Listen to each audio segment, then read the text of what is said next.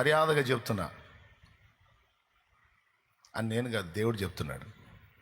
మర్యాదగా చెప్తున్నా, నువ్వు ఏడుపు కొట్టు మొఖాలు పెట్టకుండా నువ్వు ఎప్పుడు సంతోషంగా కళ్ళకళ్ళాడుతా, నా మీద నమ్మకం ఉంటే, నా మీద విశ్వాసం ఉంటే, నన్ను బట్టి ధైర్యం తెచ్చుకో. నీకన్నీ నేను ముందే సిద్ధపరిచి ఉంచాను. నువ్వు దుఃఖపడితే నేను సంతోషంగా ఉండలేను.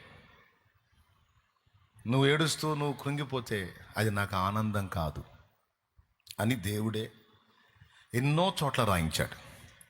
ఆయన మిమ్మల్ని గూర్చి చింతించుచున్నాడు గనక మీ చింత యావత్తు, పెద్దగా చెప్పాబాయ్, ఎవరి మీద వేయాలా అంటే నేను ఎత్తిన పెట్టుకోవద్దు.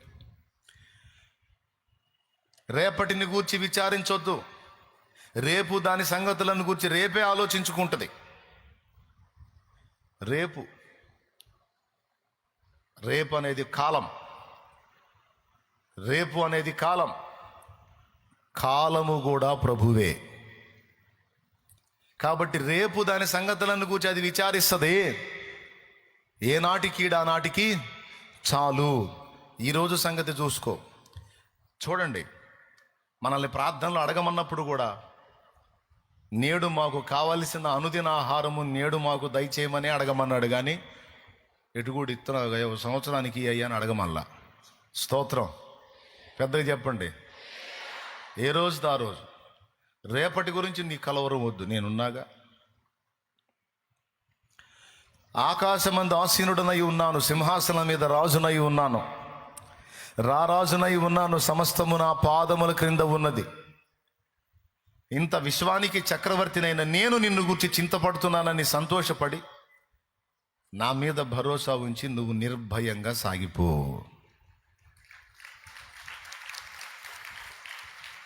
అంతటితో ఆగాడా? ఈ మాట ఏమో పేతురు పత్రికలో రాశాడు.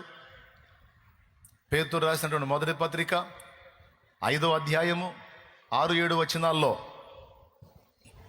చింత ఆయన మీద ఏమన్నాడు?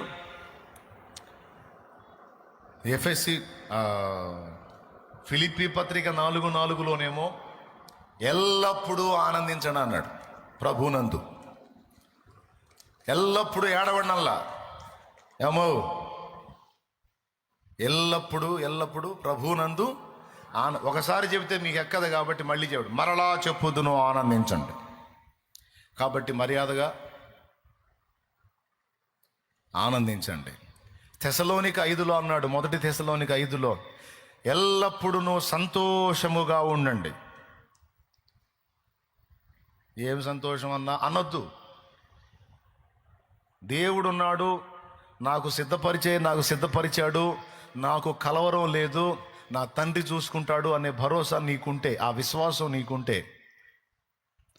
ఎల్లప్పుడూ సంతోషముగా ఉండు. ఇవన్నీ నేను రాశానా ఆయన రాపిచ్చాడా? పెద్దగా చెప్పండి. ఎందుకు రాపిచ్చాడంటావు?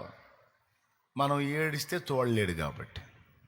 మనం దిగులు పడితే, మన పిల్లలు దిగులు పడితే మనమే ఓర్వలేము. ఏమైనా చేస్తాం వాళ్ళ కోసం. మన పరలోక తండ్రి మనకంటే చాలా చాలా చాలా మంచోడు. ఆయన ఉన్నవాడా లేనివాడా? అక్కాయ్ కళ్ళు తెరువు, అక్కాయ్ కళ్ళు తెరువు. ఎంత ఎండలు మండిపోతుంటే ఏందక్క నువ్వు? స్తోత్రం చెప్పు. పక్కన వాళ్ళని చూడండి ఒకసారి.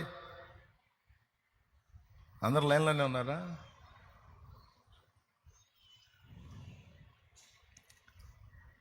ఏదో ఛార్జింగ్ అవుతారులే అని నేను ఛార్జ్ అవుతారని నేను చెబుతుంటే మీరేంది? అందరూ బాగానే ఉన్నారులే, ఎందుకన్నా మంచిదని చెబుతున్నాను. ఇప్పుడన్నా నవ్వండాయా కాస్త. ఆయన చెప్పాడాయా బైబిల్లో? ఏం చెప్పాడు? ఎల్లప్పుడూ నువ్వు ఎప్పుడైతే దేవుని యందు విశ్వాసం ఉంచి సంతోషంగా ఉండటం మొదలు పెడతావో సగం రోగం అక్కడే పోయిద్ది, సగం స్వస్థత అక్కడే వచ్చిద్ది. నేను మళ్ళీ చెబుతున్నా, నువ్వు దిగులు పడే కొద్దీ, బాధపడే కొద్దీ, భయపడే కొద్దీ నీ రోగం డెవలప్ అయ్యిద్ది కానీ తగ్గదు. అది ఏ రోగమైనా. ఏమో స్తోత్రం చెప్పు గట్టి చెప్పు. అది ఏ రోగమైనా, ఏ సమస్య అయినా, ఏ బాధ అయినా, నువ్వు దిగులు పడే కొద్దీ, నువ్వు ఆలోచించే కొద్దీ ఎక్కువ కాకపోతే అప్పుడు అడుగు. నిజంగా అంతే అవుతుందన్న వాళ్ళు చేతులు ఎత్తండి. పెరిగిపోతుంటుంది, రోగం పెరిగిపోతుంటుంది, లో బీపీ వస్తుంటుంది, షుగర్ పెరుగుతూ ఉంటుంది, బీపీ 200కు పోతుంటుంది. ఏమంటే డాక్టర్లు చూసి ఇంకా నరాలు పగులుతాయని చెబుతారు. నువ్వు ఆలోచించే కొద్దీ, కలవరపడే కొద్దీ ఎక్కువ అవుతుంటుంది. అందుకే చెప్పాడు, ఆలోచించుట వలన, చింతించుట వలన మీలో ఎవడు తన ఎత్తు మూరడు ఎక్కువ చేసుకుంటాడు? పెరగరు బాబు, తరిగిపోతారు. కాబట్టి చింతలు మీ కాదు, నాయి. బాధ్యత నాది. నేనున్నానని నమ్మితే, నేను గమనిస్తున్నానని నమ్మితే, తగిన కాలం ముందు నీకు, నిర్ణయ కాలం ముందు ప్రతిదీ నేను హెల్ప్ చేయగలనని నీవు నమ్మితే, ఇక కంగారు తీసేసుకో, దిగులు తీసేసుకో, వేదన తీసేసుకో. నీకు నిర్ణయించిన సమయం నీకుంది. ఓకే. విశ్వాసం గలవారు ఆయన యందలి ఆనందంలో ప్రశాంతంగా కొనసాగుతారు. నేను చెబుతున్నా, నా ప్రభువు చూసుకుంటాడు, నేను ఆయన విశ్వసిస్తున్నా, నాకైతే భయం లేదు, నా పిల్లలు కూర్చున్న దిగులు నాకు లేదు. ఆ సమయం వచ్చినప్పుడు వాళ్ళ లైఫ్ని నా దేవుడే సెటిల్ చేస్తాడు. నా తండ్రే చూసుకుంటాడు, నా తండ్రే చూసుకుంటాడు, నా తండ్రే చూసుకుంటాడు. నేను ఆయనకి మొరపెడతా, ఆయన సజీవుడు అని ఆయన మీద ఆనుకొని నీవు నేను మనం వేసేటువంటి అడుగులు దేవునికి సంతోషాన్ని కలిగిస్తాయి గనుక మనం దేన్ని గూర్చి కూడా అవిశ్వాసుల్లాగా చింతపడొద్దు, దిగులు పడొద్దు, కలవరపడొద్దు. ఎవరికి నిర్ణయించిన సమయం వాళ్ళకి దేవుడిస్తాడు. అందరికీ వస్తుంది అవకాశం. కాబట్టి ఇక వాటి మీద మనం ఆలోచన తీసేసుకొని ప్రశాంతంగా ఈరోజు ఏం మాట్లాడాలని ఇష్టపడుతున్నాడో అది చూసుకొని ముగించుకుందాం సింపుల్గా. ఎంతమందికి అర్థమైంది నేను చెప్పింది? అప్పులు తీరుస్తాడా లేదా? ఆయన ఎట్ట తీరుస్తాడు? తీరే దారి చూపిస్తాడు. సో టోటల్గా ఆయనే తీరుస్తాడు. అంటే తీరే దారి చూపించేది కూడా ఆయనే కాబట్టి తీరిపోద్ది. ఏం కంగారు పడద్దు. నీ లైఫ్, నీ పిల్లల లైఫ్ సెటిల్ చేస్తాడా లేదా? విశ్వాసం ఉందిగా. కొన్ని ఆటుపోట్లు, కొన్ని ఎదురు దెబ్బలు, కొన్ని ప్రతికూలతలు నీకు వస్తుండొచ్చు.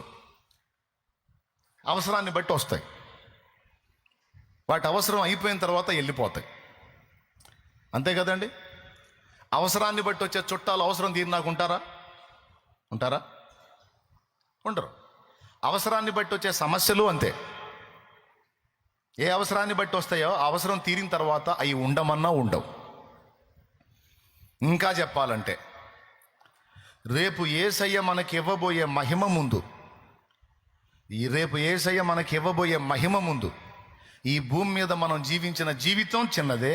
ఈ చిన్న జీవితంలో మన పడ్డ కష్టాలు కూడా అస్సలు లెక్కలోనివి కావు. అది కూడా బైబిల్లోనే ఉంది. అంత గొప్ప మహిమను మనకు అనుగ్రహింప సిద్ధపడి ఉన్నాడు గనుక ఈ అల్పకాల శ్రమలను మనం లక్ష్య పెట్టొద్దు. అవన్నీ మన మేలు కోసమే దేవుడు మన మీదికి అనుమతించేవి. అవన్నీ ఒకటొకటిగా మన మీదికి వచ్చినట్టుగా ఒకటొకటిగా మొత్తం తొలగిపోతాయి. అవసరం కోసం వచ్చిన వ్యక్తులు ఆట్టే కాలం ఉంటారా? పెద్దగా చెప్పండి. అవసరం కోసం నువ్వు ఎవరింటికైనా వెళితే వాళ్ళ ఇంట్లో పర్మనెంట్గా ఉంటావా? అవసరం తీరిన తర్వాత వెళ్ళిపోతావు.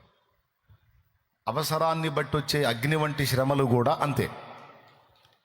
అవసరాన్ని బట్టి పంపిస్తాడు, వస్తాయి చుట్టాల్లాగా, నా లోలు ఉంటాయి,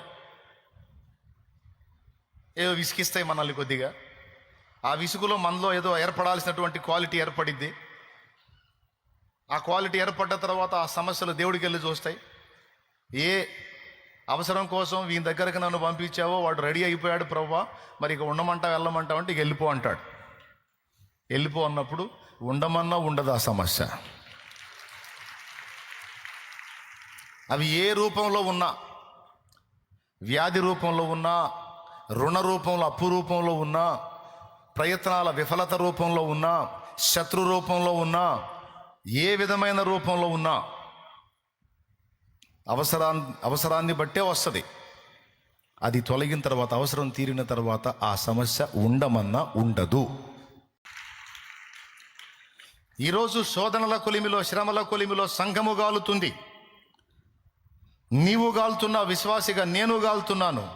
ఇదంతా ఎందుకని అంటే ఫినిషింగ్ టచ్ ఒక్కటే మాట: రెండంతలుగా సంఘమునకు, నీకు నాకు మేలు కలుగు చేయటానికే సమస్తము సమకూర్చి జరిగిస్తున్నాడు ఆ జగన్నాటక సూత్రధారి, ఆ మహామేధావి. నువ్వు నేను నమ్మినోడు తిక్కలోడు కాదు. ఆయన తిక్కలోడు అనుకున్నోడల్లా తిక్కలోడు, నెంబర్ 1 మెంటల్ ఫెలో. దేవునికి స్తోత్రం.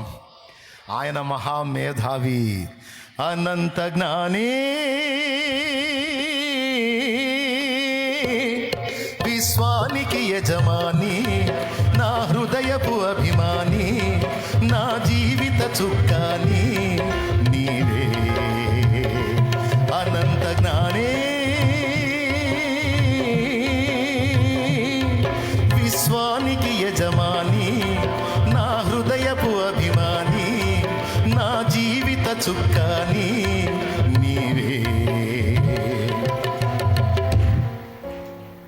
అనుకుంటా ఇంట్లో ఇంటికి లేండి.